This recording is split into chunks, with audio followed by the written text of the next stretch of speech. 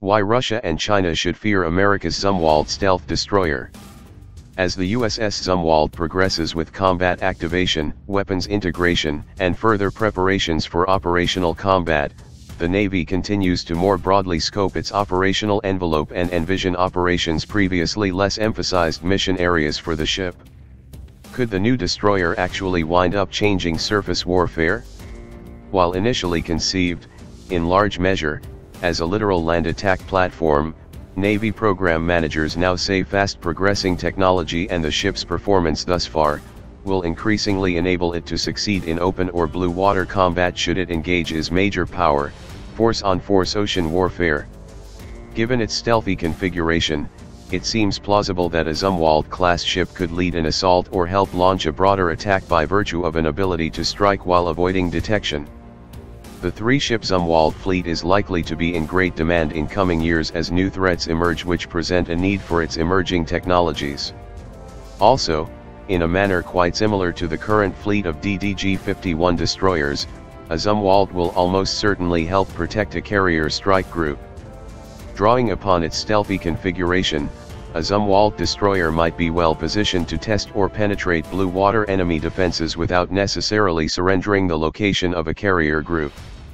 If radar, aerial ISR, or onboard MH-60Rs and fire scout drone assets detect long-range threats or areas of incoming enemy fire, the Zumwalt could very well be called upon as a launching point for a counterattack.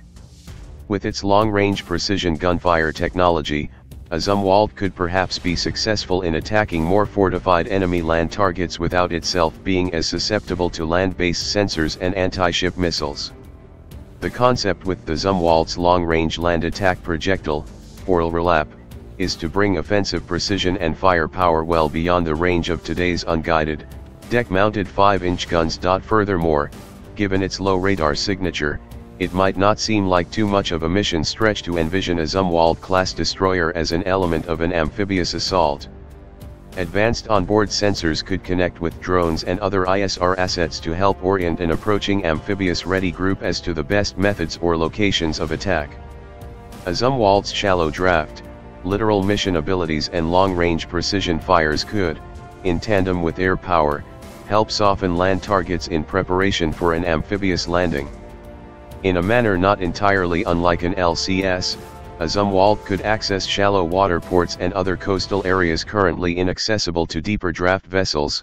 This changes the combat calculus in that brings substantially enhanced surface firepower to littoral operations. At the same time, it is undoubtedly relevant to point out that, at least for the moment, will only be 3 Zumwalt-class destroyers, a circumstance likely to limit a more ubiquitous global reach. As a result, it takes little imagination to observe how the Zumwalt class is likely to function as an inspiration or model for other new ships and innovations to emerge in the future, which may emulate or build upon some of its technologies. The question of railguns and lasers weapons, without surprise, is something which tends to generate much attention in the minds of innovators, threat assessment analysts and future planners. This is a key reason why many point to the Zumwalt's integrated power system as an impactful mobile power source which, as it continues to evolve, provides the technical foundation for the integration of laser weapons. The larger the amount of exportable, ruggedized mobile power technology, the stronger the laser. Ship-based laser weapons, it is widely discussed, are now operational. The challenge moving forward is to succeed in increasing their strength and range while accelerating its integration with radar, sensors, and fire control technologies.